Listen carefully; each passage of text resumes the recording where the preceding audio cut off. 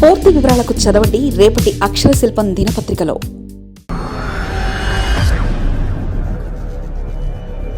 మీరు మారరు, మీ పాలసీలు మారవు. ఇలాగైతే ఎలా జగన్మోహన్ రెడ్డి జీ? అటు నుంచి చెప్పినా చెవికెక్కడం లేదు. ప్రస్తుత స్ట్రాటజీ మార్చుకోవా స్వామి? నేను పట్టుకున్న కుందేలకు మూడే కాళ్ళు అని నిత్యం ఒక స్ట్రాటజీతో, ఒక మొండితనంతో ముందుకెళ్లే వాళ్లకు రాజకీయాల్లో అంతరాన్ని ఉండదు. అలాంటి వ్యక్తులకి ఎగ్జాంపుల్ జగన్మోహన్ రెడ్డి మాత్రమే. ముఖ్యంగా ఆయన రాజకీయాల్లో ఎప్పుడు కూడా తాను అనుకున్నది చేయాలి, తన మాట అందరూ వినాలనుకుంటారు. ఇది ముమ్మాటికి రాజకీయాల్లో చెల్లదు. రాజకీయంగానే అందరితోనూ అన్ని విషయాలను చర్చించుకొని ఓ మంచి నిర్ణయం తీసుకోవాల్సిన అవసరం ఉంటుంది. మంచి నిర్ణయం కాకపోయినా ఆ నిర్ణయం సదరు రాజకీయ నేత కూడా లాస్ అవ్వకుండా చూసుకునే పరిస్థితి ఉండాలి.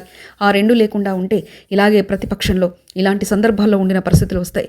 ముఖ్యంగా రాష్ట్రంలో జగన్మోహన్ రెడ్డి అమలు చేస్తున్న స్ట్రాటజీలు, ఆయన నడవడిక ఎక్కడ కూడా పొలిటికల్ సర్కిల్లో అర్థం కావడం లేదు. ఆయన చేస్తుంది ఆయనకైనా అర్థమవుతుందా అనే క్వశ్చన్ మాత్రం వినబడుతుంది. ఆంధ్రప్రదేశ్ రాజకీయాలు ఎప్పుడు వేడిగానే ఉంటాయి. అధికారంలోకి వచ్చేందుకు రాజకీయ పార్టీలు ప్రయత్నిస్తుంటాయి.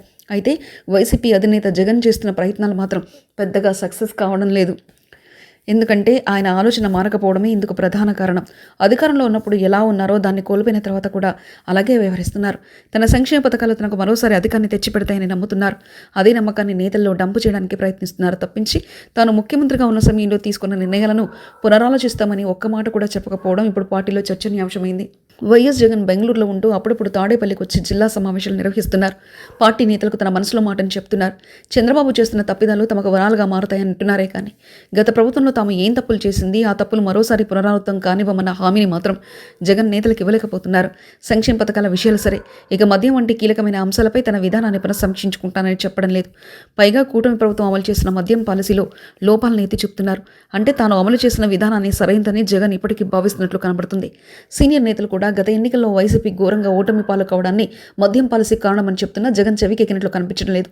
తాను ఉన్నానని విన్నానని నాడు జగన్ ఇప్పుడు వినకుండా తన పంతాయే సరైన నమ్మకంతో ఉన్నట్లు కనిపిస్తుంది. కేవలం మద్యం ఒకటి కాదు, 3 రాజధానుల అంశంతో పాటు పారిశ్రామిక పెట్టుబడులు, అభివృద్ధికి సంబంధించిన ఎజెండా లేకపోవడం వంటివి గత ఎన్నికల్లో జగన్ ఓటమికి ముఖ్య కారకాలుగా చెప్తున్నారు. కరోనా సమయంలో కొంత పేదలకు, ప్రజలకు అండగా నిలిచారన్న పేరున్నప్పటికీ మిగిలిన విషయాల్లో మాత్రం జగన్కు మైనస్ మార్కులే పడుతున్నాయి. అదే సమయంలో పోలవరం విషయంలోనూ జగన్ ప్రభుత్వం నాడు చూపిన అలక్ష్యం ప్రజల్లో ఆయన నాయకత్వం పట్ల నమ్మకం లేకుండా పోయింది. దీంతో పాటు ఓ సామాజిక వర్గాన్ని టార్గెట్ చేయడం కూడా జగన్కు రాజకీయ ఇబ్బందులు తలెత్తుతాయి. అందుకే కూటమి ప్రభుత్వం ఏర్పడి 6 నెలలకు వస్తున్న ప్రభుత్వ హామీలు అమలు చేయకపోయినా అధికార పార్టీ అభివృద్ధిపై చేస్తున్న హడావిడి కొంత వారికి ప్లస్ అయ్యేటట్టు ఉంది. అందుకే జగన్ వెంట నడిచేందుకు కూడా నేతల నుంచి క్యాడర్ కూడా సిద్ధం లేనట్లే కనిపిస్తుంది. వచ్చే నెల 3వ వారం నుంచి జగన్ చేపడుతున్న జిల్లాల పర్యటనలో ఫ్యాన్ పార్టీ క్యాడర్ మాత్రం ఒకంత దూరంగానే ఉంటారన్న కామెంట్లు వినబడుతున్నాయి. 6 నెలలకి తమను రోడ్ల మీదకు రావాలని పిలుపునివ్వడం కూడా సరికాదన్న వ్యాఖ్యలు సొంత పార్టీ నుంచి వినిపిస్తున్నాయి. మరి జగన్ పర్యటనలు ఏ మేరకు సక్సెస్ అవుతాయన్నది వేచి చూడాల్సిందే. మరిన్ని కథనాల కోసం సబ్స్క్రైబ్ చేసుకోండి మీ అక్షర శిల్పం.